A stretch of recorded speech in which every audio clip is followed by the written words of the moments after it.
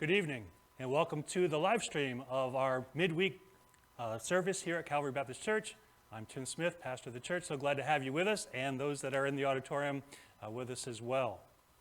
On Wednesday nights this summer, we have been going through the book of Numbers, and we might have wondered why it's called Numbers, because we've been hearing stories, but when we get to chapter 26, which is where we are this evening, we understand why it got its English name Numbers, because there's a couple of chapters in the book of Numbers that are all about numbers. And so chapter 26 is a census. It's a counting of the people. And so that's the basic topic I'd like to look at this evening is Numbers chapter 26, but also looking forward to the next couple of chapters and trying to take them in some kind of summation fashion, because they're largely repetitions of things that have already been taught in the Pentateuch. And they are reminders of something that we could learn a lesson just by looking at them in a summary fashion. But what can you learn about spiritual things from Numbers? What can you learn from a census? What can you learn by counting people? Well, those are some questions we might want to answer. Why the census takes a prominent role in the book of Numbers. And here, it's not just any time that this census happens. This census happens a second time. There's a census that's recorded in chapter 1, and this is a second census that's recorded 40 years after the first one. And these 40 years, a lot has happened, but the most important thing that happened is that the people being counted have changed. That is, there are new people being counted. That this is an entirely different nation now from what was counted 40 years ago. That God had promised that all the people that rejected his leadership to bring them into the land and would not trust him, that they would not enter the land. And so now, after 40 years and a lot of tragedies and plagues and judgments and a lot of things going on, there is a complete changeover of the makeup of the people of Israel. Well, several things that we can learn about the census. First, just looking at the numbers, some of you might be fans of numbers, and so if we just quickly look through the book of Numbers, chapter 26, we see that there's numbers listed. And if we compare them to chapter 1, these census numbers are tracked by the tribes of Israel. They're listed and counted according to the different tribes. And if we compare the tribes listing of the census in chapter 1 with that in chapter 26, we see roughly a parallel.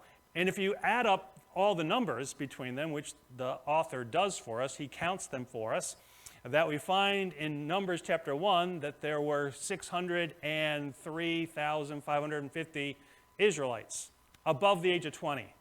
And at the end, in chapter 26 here, 40 years later, there are 601,730. So there is almost an identical number of people. There are only 1,820 persons that are different in terms of number of people, which is less than 0.5% change. So basically, it's the same number of people after all this time, which you might not have guessed that that would happen, but that's the way it is. But if you look at the details of the different tribes, a lot of them, there's not a big change between them. Some tribes are, roughly the same. But a couple of tribes did really well in terms of growing, like the tribe of Manasseh grew tremendously by over 20,000 people. And then a couple other tribes did well. But one tribe did terribly. The tribe of Simeon went from something like 59,000 down to 22,000. They lost 37,100 men over the age of 20 in the 40-year period of time. So this tribe is being depleted. They lost about 63% of their tribe. Now, don't know that the Bible made an explicit point of saying that this would happen, but it is just a little curious that chapter 26 begins by reminding us that chapter 25 was about a plague. It was about a plague of God's judgment that fell upon the people. And the plague was revolving around immorality that was being committed between Israelite men and Moabite women. And there was a particular man identified who was brazen in his defiance of purity and honoring God's holiness, and was openly going to commit adultery with a woman. But the zealous man, Phinehas, stopped him. And not only stopped him, but stopped the plague. Well, it turned out that this man was from the tribe of Simeon. And we just can only guess. The Bible doesn't explicitly say it, but it kind of looks like that plague may have devastated that tribe. Perhaps that man, Zimri, I think he was, perhaps he was a leader of many. And so perhaps that particular tribe was known. If you remember last week, we saw that he was not just any man, he was one of the leaders. He was one of the chieftains, or son of one of the chiefs of the tribe. So perhaps that's the significance of that particular tribe being depleted by so many, while some other tribes did a lot better. Well, having looked at just the raw numbers, we might reflect upon what the significance of the census is. What is the story behind it? What's going on in the details? Some of them are obvious because the text goes out of its way to point out a couple of things. I'd like to take those and bring them into our contemporary time. The first is that the census is meant to prepare Israel for battle. If you look at Numbers chapter 26 and verse number 2, we see, start with verse 1. And it came to pass after the plague that the Lord spoke to Moses and Eleazar, son of Aaron the priest, saying, Take a census of all the congregation of the children of Israel, from 20 years old and above, by their fathers' houses, who are able to go to war in Israel. Now that's the same reason that chapter 1 said the census was given. It's giving a military count to organize for battle. And so the census is a preparation for fighting. And Numbers is a book that is going to be, it's looking forward to the conquest of the land and defeating the enemies of Israel and of God in what we call the Promised Land, what God gave to the people of Israel.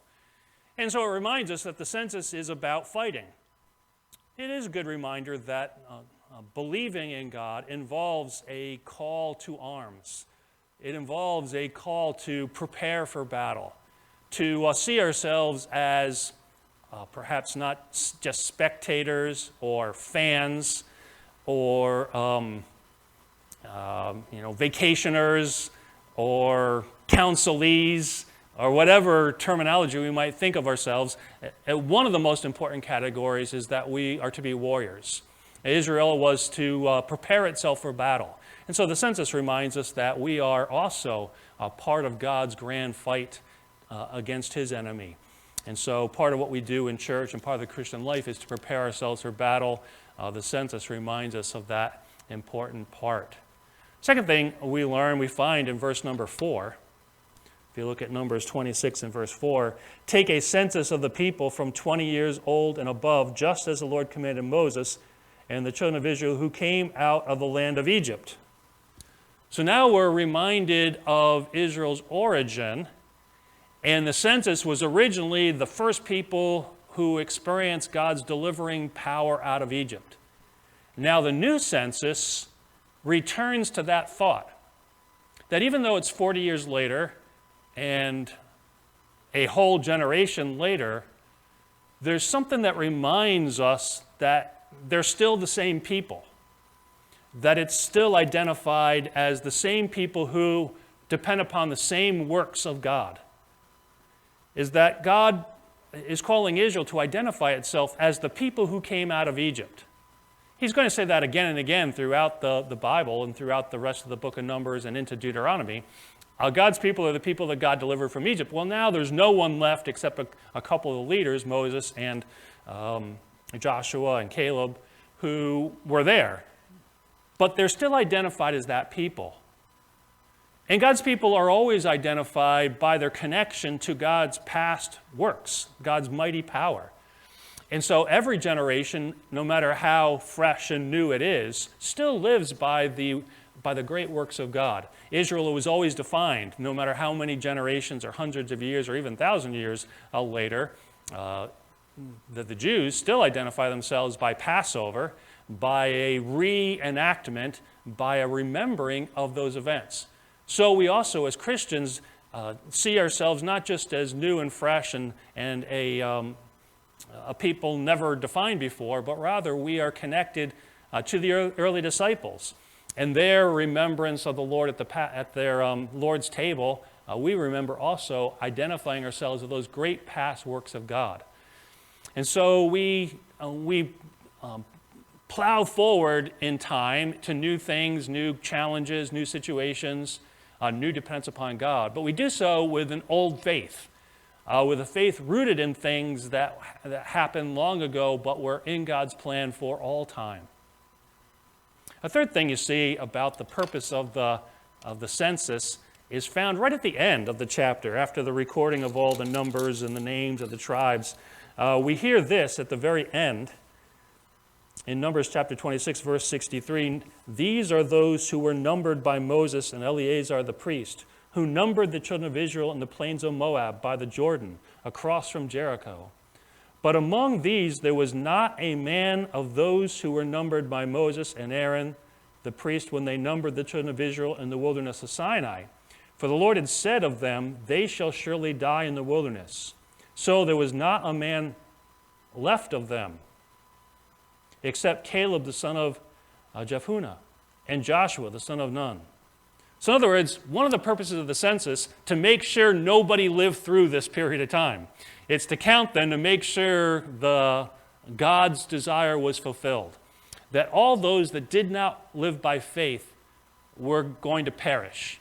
And God said none of those people will enter the land. So part of the census is to make sure there wasn't some, forgotten octogenarian who, lived through this and is going to sneak in the promised land. That all the people are counted to make sure that no one is on this list that was on that list except a couple designated few in fact two, Joshua and Caleb, that break all expectations because they live by faith. And so it's a census of totally brand new names, brand new people who haven't shown themselves unfaithful. It does remind us that the Christian faith is rooted in trusting of God, in believing God, and not believing our doubts or believing our fears or letting the world intimidate us, but it's about counting upon God, like the book of Numbers had told about in chapter 13, how Joshua and Caleb showed a different spirit, a different kind of character as they believed God. A fourth thing that I believe we see in the census that's marked out for us is that rebelliousness is highlighted as a dangerous sign. If you look at chapter 26 and verse number 9, there's a couple times that the census breaks and tells a little bit of a narrative and adds some excursus, adds some additional details. And we get that in verse number 9. The sons of Eliab were Nemuel and Dathan and Abiram. These are the Dathan and Abiram, representatives of the congregation who contended against Moses, and Aaron in the company of Korah, when they contended against the Lord. And the earth opened its mouth and swallowed them up together with Korah when that company died, when the fire devoured 250 men, and they became a sign. They became an example. The word here is, in other places in the Bible, translated a banner. So these people are highlighted in a negative sign to be remembered by all generations of how seriously God took their open dissent against God and against his anointed ones. And so they are to be remembered as ones that are not continuing, but not only did they not continue, they were part of the story of the perishing. They were part of the rebellious spirit. They were part of the questioning of God and his ways. They were leaders in that. And so they are put here as Exhibit A. 1 Corinthians chapter 10 talks about this period of time, and Paul says in 1 Corinthians 10 that these things were written as examples for us to learn. And these are almost all negative examples. And here, particularly, these ones are a banner of what we must not be. Questioning God, doubting God, denying the importance of a position of holiness, and thinking everybody, has the rights to do whatever they want. Well, God showed that it was not so, and so it's a warning against rebelliousness and a sign of danger. A fifth thing that we see is that in spite of all the terrible things that happened, and in spite of all Israel's rebelliousness, Korah's rebellion, and Dathan, and the fiery serpent scene, and the incident with the women of Moab, and all these terrible things that happened, there's almost the exact same number of people now as there were at the beginning. If you just read through the story, you might be like, well, is there anybody left? Well, God basically reconstitutes his people and says, we're going to start again, and I'm going to make it just about the same number. And I almost think that that's part of the idea that God has here. It's like he's telling this new generation, you have a new chance, but you are still like your fathers, so don't be careless, or don't be arrogant, or don't be, assuming this couldn't happen to you. It's like God saying, let's try this again with a new people, but a new people that, are a lot like the old people. We just hope that they've learned a lesson. Now, one of the neat things about the story about the warning, the sign of the rebellion of Korah, is an interesting note that we didn't know before we get to chapter 26. We didn't know when Korah was in his group was destroyed, but chapter 26 tells us. Notice in verse 11, nevertheless, the children of Korah did not die. So there were other leaders and their children who did die in that. The earth swallowed them up and God judged them. But Korah, his family was spared. Now, at the time, if you remember, we kind of guessed that Korah was actually probably a follower. It looked like there were other instigators. So I'm not sure if that's why God spared his family, but for whatever reason, God showed grace to his family. And what's interesting to us about that is that 11 of the Psalms are written by the sons of Korah, which is a tribute that they must, at least part of the family must have learned something.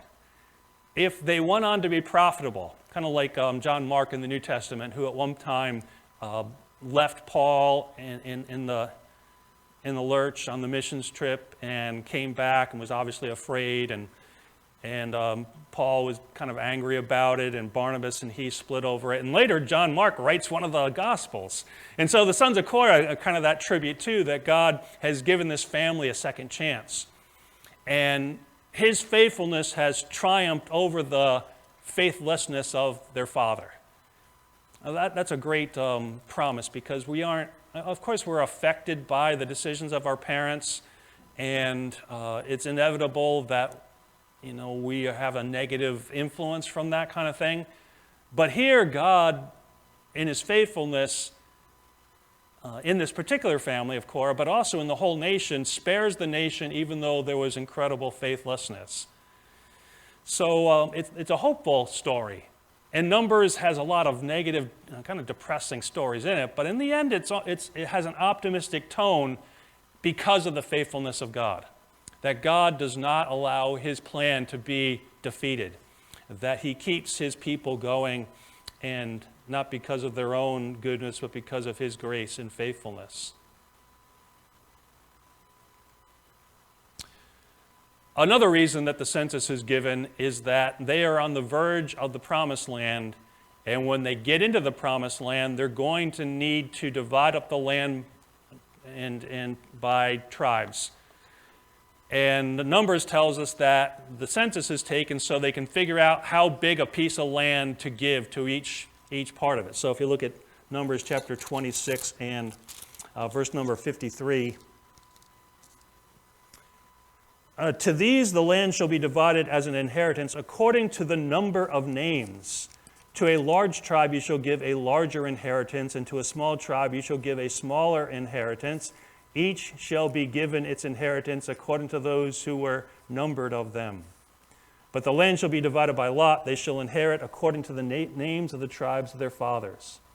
According to the lot, their inheritance shall be divided between the larger and the smaller. So the census is given for the practical working out of how big of a tract of land you should give to each of the tribes. So some kind of fair distribution. But just to kind of add a little additional part, it's also done by lot. So there's kind of two principles that are going on here. One principle is that of appropriate size of land to the population, but another that of the will of God. So the lots are frequently a way of, even though it looks like chance to us, the lot is controlled by the sovereignty of God. So you get some kind of mathematical calculation of how big the land should be, but you also get an element of chance, or this is in God's hands, how this could be. I'm not sure exactly how that worked, but you get two principles that are at stake there.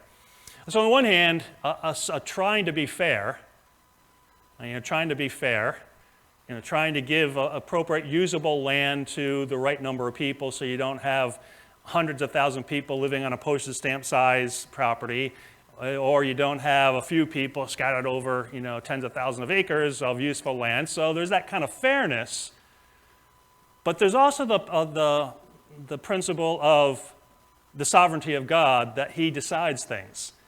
Actually, I think both those principles are good. They're good for us to think about. We want to be fair, but it's impossible to be totally fair. You can never be so wise to figure out how to totally be equitable. Someone's always going to, if they think about it hard enough, to feel like they were shortchanged. And that's just the way life works, is that there's going to be a people that say, hey, that part's not fair. And so these two principles, we're trying to be fair, but in view of the fact you can't be totally fair, at the end of the day you say, we tried, but it's also in God's sovereignty that some people sometimes are a little better off than others, sometimes are much better off. Now, the tribe of Simeon has a big problem, because they were once a big tribe, now they're a tiny tribe, and it's the fault of their leaders. It's the fault of the previous generation. And that happens in life too. Some people sometimes are left in a worse condition, maybe not because of any fault of their own, but because of the inheritance they got. That their fathers really squandered. And that's part of the story here as well, is they're going to get a lot less of the land because of the failing of their generation to not succumb to a plague and be diminished in size. A seventh thing that we see is that part of the distribution of the land brings up a question, because one of the men of Israel, one of the tribes, had daughters and no sons, and he died. And so Israel is a patriarchal system. It's land passes from father to son, the eldest getting the lion's share. But there's one family that has no sons at all, and they show up here in verse number 32 of chapter 26.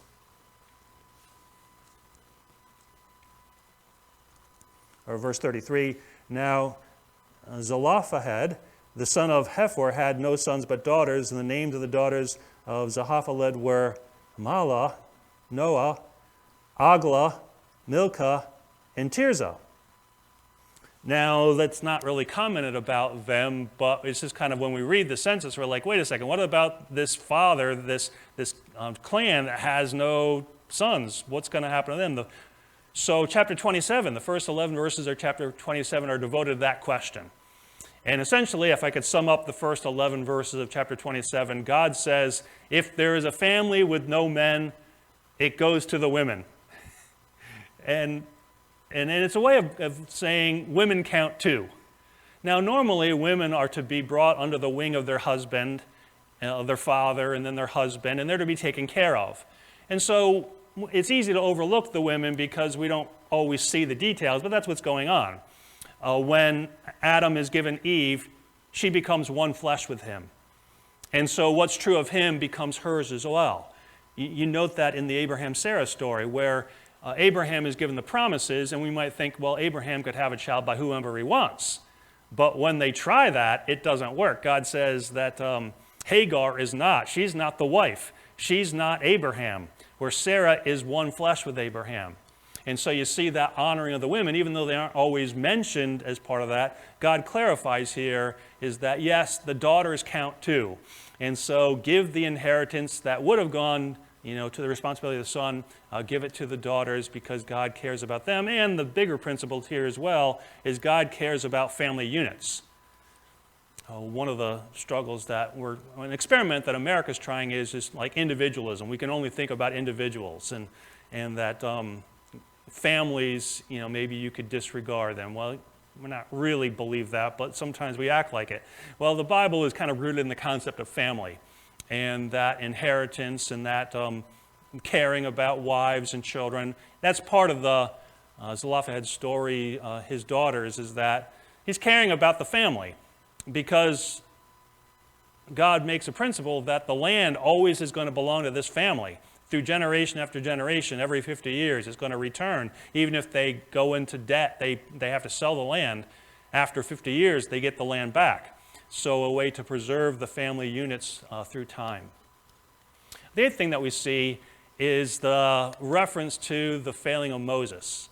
And you see that in chapter 27, after the story of giving the land to the daughters of Zelophehad, we see the reminder of what happened to Moses, or what Moses did. In verse number 12 of chapter 27, now the Lord said to Moses, go up into this Mount Abraham, and see the land which I have given to the children of Israel. And when you have seen it, you also shall be gathered to your people, as Aaron your brother was gathered. For in the wilderness of Zin, during the strife of the congregation, you rebelled against my command to hallow me at the waters before their eyes. These are the waters of Meribah at Kadesh in the wilderness of Zin.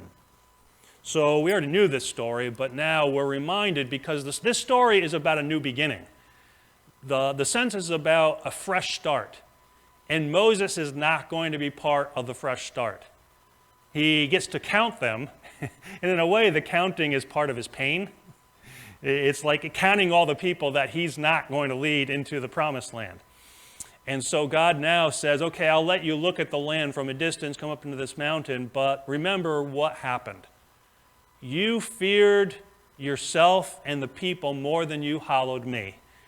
And that is a cardinal sin for anybody, but especially a leader. Leaders must always remember it's all about God. And Moses forgot, even if it was only for a few minutes. It was long enough for him to supplant his duty to hallow God. Well, part of that story is that you could be as great as Moses and still incur the anger of God if you defy his holiness. Nobody rises to the status of equal with God. Nobody rises to the status that they're more important than God and his holiness.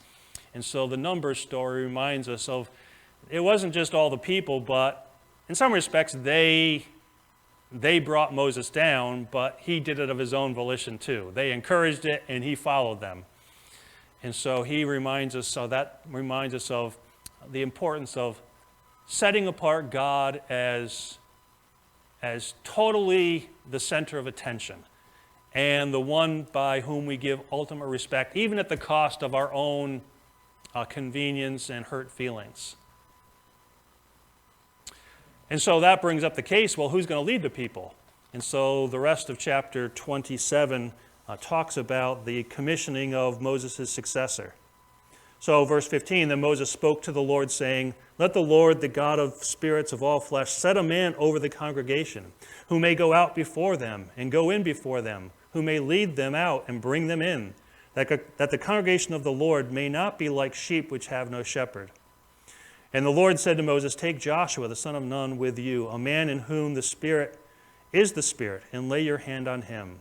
Set him before Eleazar the priest, and before all the congregation, and inaugurate him in their sight. And you shall give him some of your authority to him, that all the congregation of the children of Israel may be obedient.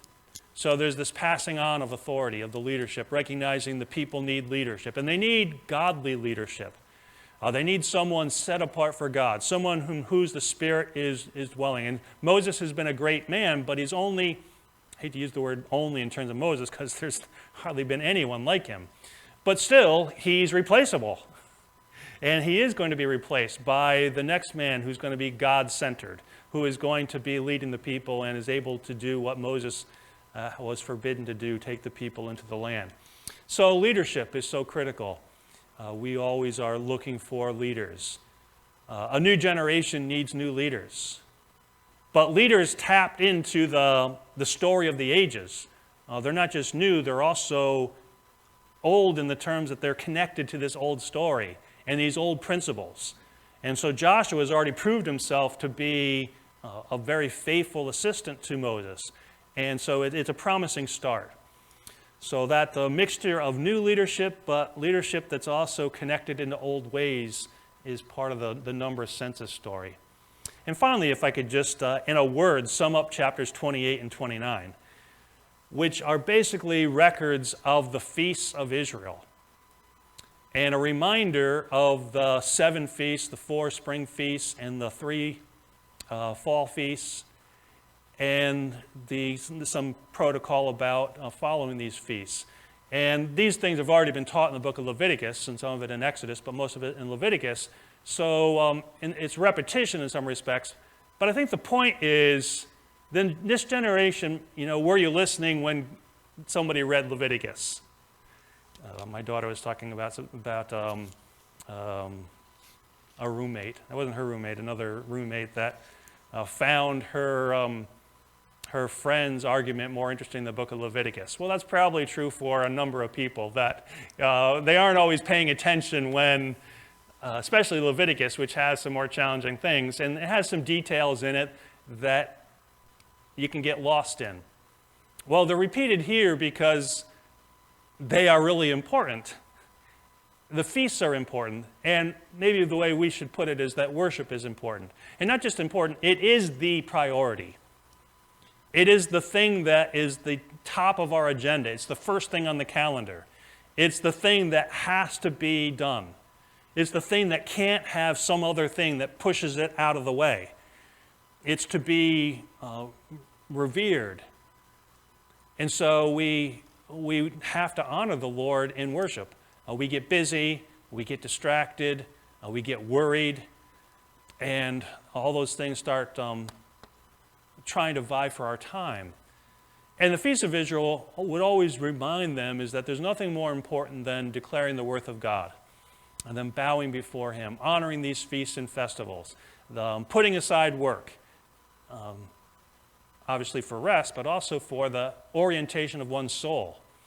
And so these chapters remind us of the priority of worship in the Christian life, and always should be a place in our lives. That Sunday ought to be a day that we devote to worship. It ought to be a day that we refocus our thoughts upon what God has done. We no longer offer sacrifices because the one sacrifice has been made, but we honor the Lord through that sacrifice, through faith. And so we recognize these feasts are pictures of Christ, and so now we know who Christ is, and we can repeat His works and His deeds and His accomplishments for us on a regular basis. Well, those are some recounting of stories and numbers, and also a view to restarting. That God's work always needs to be fresh. It needs a new generation to take it up. That the old generation sometimes has made great progress. The new generation can't just sit on their laurels and take it for granted. They need to be vigilant. Sometimes the previous generation has really gone astray, and like here, and perished in the wilderness. Well, the new generation has a fresh start, and God's saying, my work is not done. Take up this and resume the life that I have in the land, and I will bless you as you follow hard after me. Well, I trust that the book of Numbers is an encouragement to you to recount the great works of God and to live fresh every day, depending upon Him in every situation in life. Well, thanks for joining us in our Bible study. I'd like to invite you to join us at our Zoom meeting. If you could change over to that medium, we'll reconnect there. Thanks a lot for joining us this evening. We'll see you in a few minutes on Zoom.